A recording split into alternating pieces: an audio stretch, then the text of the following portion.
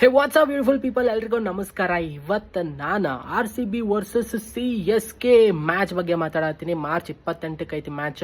CSK home ಗ್ರೌಂಡ್ನಾಗ ಐತಿ match. ನೀವು ನೋಡಿರ್ಬೋದು CSK ವರ್ಸಸ್ MI. ಅಲ್ಲಿ CSK ಸ್ಪಿನ್ ಬೌಲರ್ಸ್ ಅಷ್ಟು ಚಲೋ ಬೌಲಿಂಗ್ ಮಾಡಿದ್ರಂತ ಹೇಳಿ ನೂರ್ ಅಹ್ಮದ್ ಚಲೋ ಬೌಲಿಂಗ್ ಹಾಕ್ದ. ಜಡೇಜಾನು ತಕ್ಕ ಮಟ್ಟಿಗೆ ಚಲೋ ಬೌಲಿಂಗ್ ಹಾಕ್ದ, ಯಾಕಂದ್ರೆ ಅವ ಎಕ್ಸ್ಪೀರಿಯನ್ಸ್ಡ್, ಅವ ಚಲೋ ಹಾಕ್ತಾನೆ. ಆ್ಯಂಡ್ ಖಲೀಲ್ ಅಹ್ಮದ್ ಸ್ಪಿನ್ ಅಂದ್ರೆ ಸ್ವಿಂಗ್ ಬಾಲಲ್ಲಿ ನ್ಯೂ ಬಾಲ್ ಒಳಗೆ ಚಲೋ ಬೌಲಿಂಗ್ ಮಾಡ್ದ. ಆ್ಯಂಡ್ ಸ್ಯಾಮ್ ಕುರಾನ್ ಒಂದ ಓವರ್ ಹಾಕಿದ. ನೇತನ್ ಎಲ್ಲಿಸ್ ಓಕೆ ಅನ್ನೋ ಥರ ಬೌಲಿಂಗ್ ಹಾಕ್ದ. ಅಂಥ ಡೇಂಜರಸ್ ಅನ್ನೋ ಥರ ಏನು ಬೌಲಿಂಗ್ ಹಾಕಲಿಲ್ಲ. ಆ್ಯಂಡ್ ರವಿಚಂದ್ರನ್ ಅಶ್ವಿನ್ ಅವನು ಚಲೋ ಬೌಲಿಂಗ್ ಮಾಡ್ದ.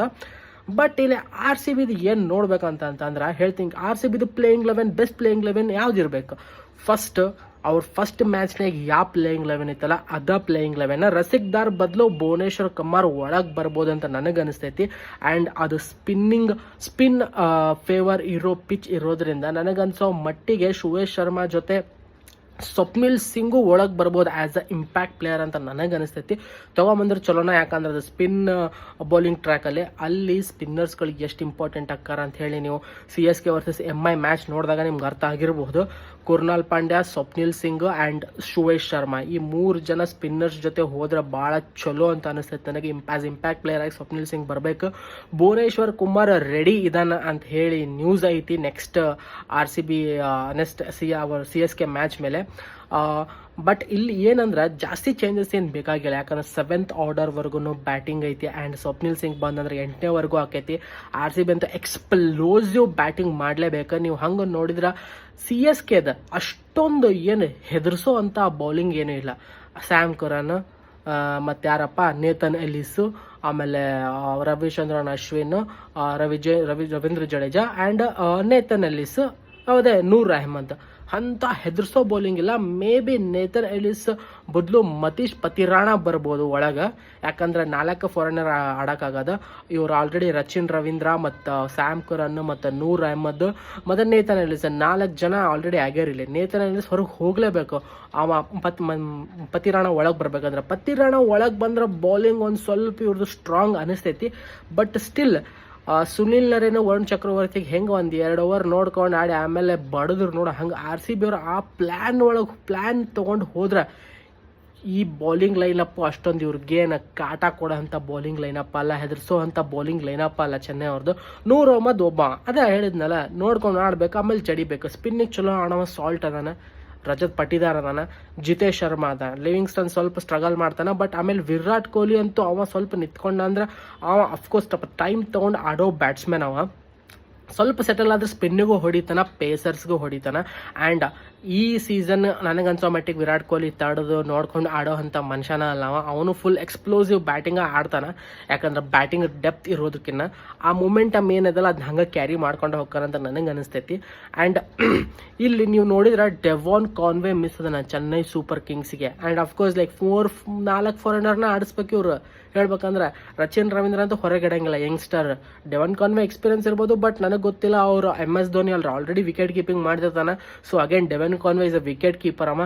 ಮತ್ತು ಅವ್ನು ಒಳಗೆ ತೊಗೊಂಬರ್ತಾರನ ಬರೀ ಬ್ಯಾಟಿಂಗ್ ಸಂಬಂಧ ನನಗೆ ಅನ್ಸಲ್ಲ. ಯಾಕಂದ್ರೆ ಈಗ ಆಲ್ರೆಡಿ ಅಲ್ಲಿ ಓಪನ್ ಮಾಡ್ತಿದ್ದ ರಚಿನ್ ರವೀಂದ್ರ ಓಪನ್ ಮಾಡ್ತಾನೆ.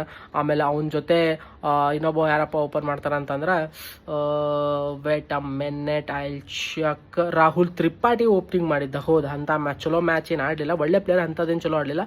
ಅಗೇನ್ 1 ಡೌನ್ ಇವ ರುಜುರಾಜ್ ಗಾಯಕ್ವಾಡ್ ಬಂದ, ಶಿವಮ್ ದುಬೆ ಅದಾನ, ದೀಪಕ್ ಹೂಡಾ ಅದಾನ. ಆಮೇಲೆ again Sam Karan, Jadeja, MS Dhoni. ಅಂಥ ಹೆದರ್ಕಿ ಬರೋ ಅಂಥ ಬ್ಯಾಟ್ಸ್ಮನ್ನು ಯಾರಿಲ್ಲ ಅವ್ರ ಜೊತೆ. ಅದ ರಚಿನ್ ಆಡಿದ್ದ. ಆಮೇಲೆ ಗಾಯಕ್ವಾಡ್ ಆಡ್ದ ಅಷ್ಟೇ. ಅದು ಬಿಟ್ಟು ದೂಬೇನೂ ಆಡಲಿಲ್ಲ, ಹೂಡಾನೂ ಆಡಲಿಲ್ಲ, ಸ್ಯಾಮ್ ಕರನೂ ಆಡಲಿಲ್ಲ, ಜಡೇಜಾ ಒಂದು ಸ್ವಲ್ಪ ಆಡ್ದ. ಅಂಥ ಭಯ ಬೀಳೋ ಅಂಥ ಬ್ಯಾಟಿಂಗು ಏನಿಲ್ಲ ಚೆನ್ನೈದ. ಭಯ ಬೀಳಿಸೋ ಅಂಥ ಅವನವನ ಹೆದರೋ ಅಷ್ಟು ಚಲೋ ಬೌಲಿಂಗ್ ಲೈನಪ್ಪು ಇಲ್ಲ. ಮತೀಶ್ ಪತಿರಾಣ ಬಂದ್ರೆ ಸ್ವಲ್ಪ strong ಕಾಣ್ತೈತಿ. ಮತೀಶ್ Pathirana, Noor Ahmed.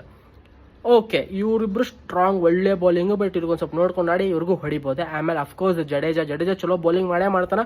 But ಅವ್ನಿಗೇನು ಹೊಡ್ಯಕ್ಕೆ ಆಗಲ್ಲ ಅಂತ ಏನಲ್ಲ, ಅವಂಗೂ ಹೊಡಿತಾರೆ of course. And again Ravichandran Ashwin ಎಷ್ಟೋ ಚಲೋ ಬೌಲಿಂಗ್ ಹಾಕಿದ್ರು ಅವ್ನಿಗೂ ಹೊಡಿಬೇಕಂದ್ರೆ ಅವ್ನಿಗೂ ಹೊಡಿತಾರೆ. ಆಮೇಲೆ ಇದು IPL ಇಲ್ಲ ಟ್ರೆಂಡ್ ಹೆಂಗೆ ಸೆಟ್ ಆಗೈತೆ ಅಂದ್ರೆ 220, 230, 240 ಪ್ರತಿ ಮ್ಯಾಚ್ನಾಗೂ ಹೊಡ್ಯಾಕತ್ತಾರೆ ಎಲ್ಲರೂ. ಏನು 211 ಮಿನಿಮಮ್ ಆಗ್ಬಿಡೈತಿ. ಇದೇ ಟ್ರೆಂಡ್ ಸೆಟ್ ಆಗ್ಬಿಡೈತಿ. ಲೋ ಸ್ಕೋರಿಂಗ್ ಅನ್ನೋದು ಒಂಥರ ಅಪ್ರೂಪ್ ಆಗ್ಬಿಡೈತಿ.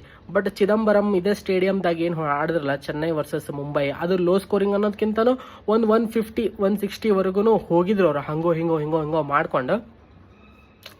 ಬಟ್ ಮೋಸ್ಟ್ಲಿ ಆ ಒಂದು ಪಿಚ್ನ್ಯಾಗ ಏನಪ್ಪ ಲೋ ಸ್ಕೋರಿಂಗ್ ಅನ್ನಿಸ್ಬೋದು. ಬಟ್ ನನಗೆ ಅನ್ಸೋ ಮಟ್ಟಿಗೆ the way RCB batting lineup ಐತಲ್ಲ, ಅವರು 160 170 ಎಲ್ಲ ಟಾರ್ಗೆಟ್ ಇಟ್ಕೊಳಂಗಿಲ್ಲ. ಅವರು ಹೊಡಿಬೇಕಂತ ಟಾರ್ಗೆಟ್ ಕೊಡ್ಬೇಕಂದ್ರೆ 200 ಮೇಲೆ ಟಾರ್ಗೆಟ್ ಕೊಡಕ್ಕೆ ನೋಡ್ತಾರೆ. ಹೆಂಗಿದ್ರು ಅವನೊಂದು ಸ್ಪಿನ್ ಟ್ರ್ಯಾಕ್ ಇದೆ, ಓಕೆನಾ. ಕಟ್ ಹಾಕಿದ್ರೆ ಚಲೋ ಬೌಲಿಂಗ್ ಮಾಡಿ ಬೆಸ್ಟ್ ಫೀಲ್ಡಿಂಗ್ ಮಾಡಿದ್ರೆ ಹೇಳ್ತೀನಿ ಕೇಳಿಸ್ಕೊ, RCB ಈ ಮ್ಯಾಚ್ ಈಸಿಯಾಗಿ ಗೆಲ್ತೈತಿ. ತಲೆನ ಕೆಡ್ಸ್ಕೋಬಾರ್ದು. ಚೆನ್ನೈಯೋ ಗೆಲ್ಲಬೇಕು, ಪ್ರೆಷರ್ ಅವಶ್ಯಕತೆನೇ ಇಲ್ಲ. ಹೇಳ್ತೀನಲ್ಲ, ಭಯ ಬೀಳಿಸುವಂಥ ಬೌಲಿಂಗು ಇಲ್ಲ, ಭಯ ಬೀಳಿಸುವಂಥ ಬ್ಯಾಟಿಂಗೂ ಇಲ್ಲ ಇವ್ರದ್ದು. RCB ಅವರು ಇವರು ಒಂದು ಬಿಲೀವ್ ಏನೈತಲ್ಲ, ನಾವು ಅಗ್ರೆಸಿವ್ ಆಟ ಆಡ್ತೀವಿ, ನಮ್ಮ ಬೌಲಿಂಗ್ ಲೈನಪ್ ಸ್ಟ್ರಾಂಗ್ ಐತಿ, ಕರೆಕ್ಟಾಗಿ ಒಬ್ಬೊಬ್ಬ ಬೌಲರ್ಸ್ ಬ್ಯಾಟ್ಸ್ಮನ್ಗೆ ಯಾವ ಥರ ಬೌಲಿಂಗ್ ಮಾಡ್ಬೇಕು ಆ ಪ್ಲ್ಯಾನಿಗೆ ಸ್ಟಿಕ್ ಆಗಿ ಅಮೇಝಿಂಗ್ ಫೀಲ್ಡಿಂಗ್ ಮಾಡಿದ್ರೆ ಹೇಳ್ತೀನಿ ಕೇಳಿಸ್ಕೊ, ಮ್ಯಾಚ್ ಈಸಿಯಾಗಿ ಗೆಲ್ತಾರೆ ಇವ್ರು ಎಕ್ಸ್ಪ್ಲೋಸಿವ್ ಬ್ಯಾಟಿಂಗ ಮಾಡಬೇಕು, ಹೆದರಬಾರ್ದು, ಯಾವ ಬೌಲರ್ಗೂ ಹೆದರಬಾರ್ದು. ಒಂದು ವೇಳೆ ಮತೀಶ್ ಪತ್ತಿರಾಣ ಒಳಗೆ ಬರಲಿಲ್ಲ, ನೇತನ್ ಎಲ್ಲಿಸ್ ಅದಾನಂದ್ರೆ ಹೇಳ್ತೀನಿ ಕೇಳಿಸ್ಕೊ, ನೇತನ್ ಎಲ್ಲಿಸ್ಗೆ ಹೊಡೆದು ಬಿಸಾಕ್ತಾರೆ. ಅವೇ ಹೊಸಬ IPLಗೆ, ಆಸ್ಟ್ರೇಲಿಯಾನು ಬಿಗ್ ಬ್ಯಾಶಲ್ಲಿ ಆಡ್ಯಾನ.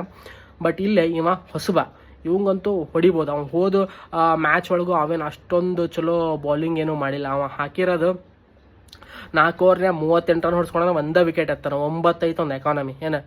ಅವಂಗೂ ಹೊಡಿತಾರ, ರವಿಚಂದ್ರನ್ ಅಶ್ವಿನ್ಗೂ ಹೊಡಿತಾರ, ಜಡೇಜಾಗೂ ಹೊಡಿತಾರ. ಖಲೀಲ್ ಅಹ್ಮದ್ ಹೊಸ ಬಾಲ್ನಾಗ ಸ್ವಲ್ಪ ಸ್ವಿಂಗ್ ಮಾಡ್ದ ಅಷ್ಟ ಹೊರತು, ಅದಾದ್ಮೇಲೆ ಅವಂಗೂ ಹೊಡೆಯೋ ಚಾನ್ಸಸ್ ಐತಿ. RCB ಅವ್ರು ಹೊಡಿತಾರ, ಬ್ಯಾಟಿಂಗ್ ಡೆಪ್ತ್ ಇರೋದಕ್ಕೆ, ಎಕ್ಸ್ಪ್ಲೋಸಿವ್ ಬ್ಯಾಟಿಂಗ್ ಇರೋದಕ್ಕೆ ಅವಂಗ ಹೊಡಿತಾರ. ನಂಗೆ ಅನ್ಸೋ ಮಟ್ಟಿಗೆ RCBಗೆ ಇದು ಈಸಿ ಮ್ಯಾಚ್ ಆಗ್ಬೇಕು. ನಾ ಹೇಳಾಕತ್ತೀನಿ, ಈಸಿ ಮ್ಯಾಚ್ ಆಗ್ಬೇಕಿದೆ. ನೂರ್ ಅಹ್ಮದ್ನ ಟ್ಯಾಕಲ್ ಮಾಡ್ಬೇಕು, ಪತಿರಾಣ ಬಂದ್ರೆ ಟ್ಯಾಕಲ್ ಮಾಡ್ಬೇಕು. ಅಷ್ಟ ಬಿಟ್ರೆ ಫಸ್ಟ್ ಬ್ಯಾಟಿಂಗ್ ಏನಾದರೂ RCB ಬಂತಂದ್ರೆ 210 250ನ ಇವ್ರು ಇಟ್ಕೋಬೇಕು.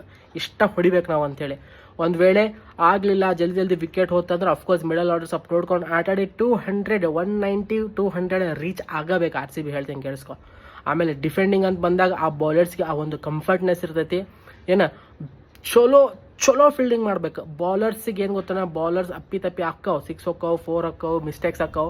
ಬಟ್ ಫೀಲ್ಡರ್ಸ್ ತಮ್ಮ 201% ಕೊಡ್ಬೇಕು. ರನ್ ಎಷ್ಟು ಕಟ್ ಮಾಡೋಕ್ಕೈತೆ ಅಷ್ಟು ಕಟ್ ಮಾಡಿದ್ರೆ ಹೇಳ್ತೀನಿ ಕೇಳಿಸ್ಕೊ, ರನ್ ಹೊಡ್ಯಕ್ಕೆ ಕಷ್ಟಪಡ್ಬೇಕು ಚೆನ್ನೈ ಬ್ಯಾಟ್ಸ್ಮನ್. ಅವಾಗ ಮ್ಯಾಚ್ ಏನಾಕೈತೆ ಗೊತ್ತಾನ, ಆಲ್ಮೋಸ್ಟ್ ಮ್ಯಾಚ್ ಮುಗಿತಾ ಬಂದ್ರೆ ನಮ್ಮ ಹಂತಾಗ ಬಂದ್ಬಿಡ್ತೈತೆ ಮ್ಯಾಚ್.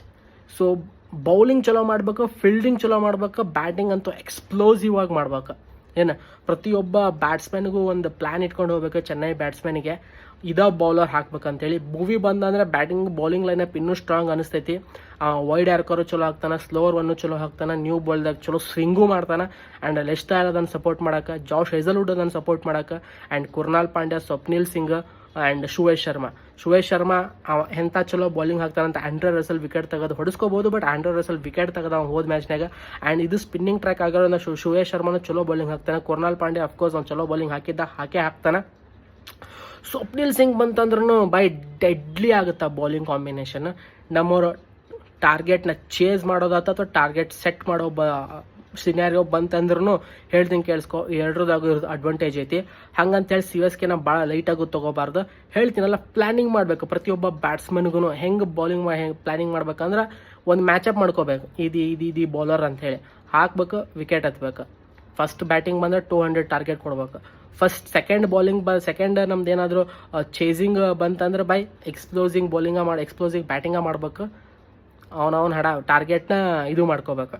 ಅದಕ್ಕಿಂತ ಮುಂಚೆ ಬೌಲರ್ಸ್ ಏನಾದ್ರು ನೋಡಿ, ಫಸ್ಟ್ ಬೌಲಿಂಗ್ ಬಂತಂದ್ರೆ ಬೆಸ್ಟ್ ಬೌಲಿಂಗ್ ಹಾಕ್ಬೇಕು, ಆದಷ್ಟು ರನ್ ಕಟ್ ಮಾಡ್ಬೇಕು, ಅವ್ರನ್ನ ಕಡಿಮೆ ಸ್ಕೋರಿಗೆ ರೆಸ್ಟ್ರಿಕ್ಟ್ ಮಾಡ್ಬೇಕು, ವಿತೌಟ್ ಎನಿ ಪ್ರೆಷರ್ ಆ ಟಾರ್ಗೆಟ್ನ ಚೇಸ್ ಮಾಡ್ಬೇಕು. ಇಷ್ಟ ಇರೋದು ಸಿಂಪಲ್. RCBದು ಏನು ಚೇಂಜಸ್ ಮಾಡೋದು ಬೇಡ. ಸ್ವಪ್ನಿಲ್ ಸಿಂಗ್ ಒಬ್ನು ಒಳಗೆ ಕರ್ಕೊಂಬರ್ರಿ, ಭುವನೇಶ್ವರ್ ಕುಮಾರ್ ಒಬ್ನು ಒಳಗೆ ಕರ್ಕೊಂಬರ್ರಿ. ರಸಿಕ್ದಾರ್ ಬದಲು ಭುವನೇಶ್ವರ್ ಕುಮಾರ್ ಒಳಗೆ ಕರ್ಕೊಂಬನ್ರಿ. ಇಂಪ್ಯಾಕ್ಟ್ ಪ್ಲೇದಾಗ ಸ್ವಪ್ನಿಲ್ ಸಿಂಗ್ ಸೇಮ್ ಪ್ಲೇಯಿಂಗ್ 11ಇಂದನೂ ಹೋಗ್ಬೇಕು. ಬ್ಯಾಟಿಂಗ್ನಾಗ ಏನು ಚೇಂಜಸ್ ಇಲ್ಲ. ಸ್ವಪ್ನಿಲ್ ಸಿಂಗ್ ಒಬ್ಬನ ಒಳಗೆ ಕರ್ಕೊಂಬರ್ರಿ ಆಸ್ ಎ ಇಂಪ್ಯಾಕ್ಟ್ ಪ್ಲೇಯರ್ ಅಷ್ಟ. ಅದು ಬಿಟ್ಟರೆ RCB ಪ್ಲೇಯಿಂಗ್ 11 ಪರ್ಫೆಕ್ಟ್ ಐತಿ. ಈ ಚೆನ್ನೈ ಇದಕ್ಕೆ ಅವ್ರದ್ದೇನು ಬ್ಯಾಟಿಂಗ್ ಲೈನಪ್ಪು ಹೆದರ್ಸ್ಕೊಳಂಗಿಲ್ಲ. ಅವನ bowling lineup okay Nathan Ellis ಬದಲಿ ಮತಿರಾಣ ಬರ್ಬೋದು ಅಷ್ಟೇ. ನನಗೆ ಅನ್ಸೋ ಡೆವಾನ್ ಕಾನ್ವೆ ಅವನು ಏನು ಒಳಗೆ ಬರೋಂಗಿಲ್ಲ ಸೊ ಇದೇನದಲ್ಲ, ಪ್ಲ್ಯಾನ್ ಇಟ್ಕೊಂಡು ಹೋದ್ರೆ ಚೆನ್ನೈ ಮೇಲೆ ಗೆಲ್ಲೋದು ಈಸಿ ಆಕೈತಿ. ಈಸಿ ಅಂದ್ರೆ ಈಸಿ ಐತಿ. ಆರ್ ಸಿ ಬಿ ಅವರು ಜಾಸ್ತಿ ಪ್ರೆಷರ್ ತೊಗೊಳೋ ಅವಶ್ಯಕತೆ ಏನಿಲ್ಲ. ಸಾಲ್ಟ್ ಅದಾನ, ರಜತ್ ಅದಾನ, ಜಿತೇಶ್ ಅದಾನ ಸ್ಪಿನ್ ಬೌಲಿಂಗ್ ಆಡಾಕ 2 ಸ್ಪಿನ್ ಪೇಸ್ ಅಟ್ಯಾಕ್ ಮಾಡಕ್ಕೆ ಅಲ್ಲಿ ವಿರಾಟ್ ಕೊಹ್ಲಿ ಅದಾನ. ಇಷ್ಟು ಮುಗಿದ್ರೆ ಆತ. ಅಲ್ಲಿ ಫಿನಿಷರ್ಸ್ ಸ್ಟೋನಿಗಂತೂ ನೀನು ಹೆಂಗಾರ ಬ್ಯಾಟಿಂಗ್ ಆಡಪ್ಪ ಅಂತ ಫುಲ್ ಫ್ರೀಡಮ್ ಕೊಟ್ಬಿಡ್ಬೇಕು. ಹೊಡೆದಾರ ಹೊಡಿ, ಔಟ್ ಆಗಾರ ಹೋಗ ಅಂತೇಳಿ ಫುಲ್ ಫ್ರೀಡಮ್ ಕೊಟ್ಬೇಕು. ಅಲ್ಲಿ ಟೀಮ್ ಡೇವಿಡ್ ಫಿನಿಷರ್ ಅವ, ಕುರ್ನಾಲ್ ಪಾಂಡೆ, ಸ್ವಪ್ನಿಲ್ ಸಿಂಗ್ ಅಂತೂ ಸಪೋರ್ಟ್ ಮಾಡೇ ಮಾಡ್ತಾರೆ. ಈಸಿ ಐತೆ ಬೈ 200 ಟಾರ್ಗೆಟ್ ಕೊಡ್ರಿ. ಇಲ್ಲಾಂದ್ರೆ ಅವನವನ ಫಸ್ಟ್ ಬ್ಯಾಟಿಂಗ್ ಚೆನ್ನೈದು ಬಂತಂದ್ರೆ ರಿಸ್ಟ್ರಿಕ್ಟ್ ಮಾಡಿರಿ, ರನ್ಸ್ ಕಟ್ ಮಾಡಿರಿ, ಅವನವನ ಮಿಸ್ಟೇಕ್ ಏನೂ ಮಾಡೋಕೆ ಹೋಗ್ಬೇಡ್ರಿ, ಟಾರ್ಗೆಟ್ನ ಈಸಿಯಾಗಿ ಚೇಸ್ ಮಾಡಿರಿ. ಅಷ್ಟೇ ಹೇಳ್ತಿರೋದು ನಾನು. ಏನು ಇವ್ರು ನೋಡಿದ್ರೆ ಇವ್ರು ಬೌಲಿಂಗ್ ಲೈನಪ್ ಏನು ಹೆದರ್ಸೋ ಅಂತ ಆಗಲೇ ಇಲ್ಲ ಅಂತ ಏನು ಹೇಳ್ಬಿಟ್ಟು ನಾನು. ಬ್ಯಾಟಿಂಗ್ ಲೈನಪ್ಪು ಓಕೆ ಬೈ ಈಸಿ ಐತಿ match. R C B match ಗೆಲ್ತಾರ. ಒಳ್ಳೆ ಪರ್ಫಾರ್ಮೆನ್ಸ್ ಕೊಟ್ಟು ಗೆಲ್ತಾರ. ಟೀಮ್ ಪರ್ಫಾರ್ಮೆನ್ಸ್ ತೋರಿಸಿ ಗೆಲ್ತಾರ ಈ ಮ್ಯಾಚ್. ಬರ್ದಿಟ್ಕೊರಿ.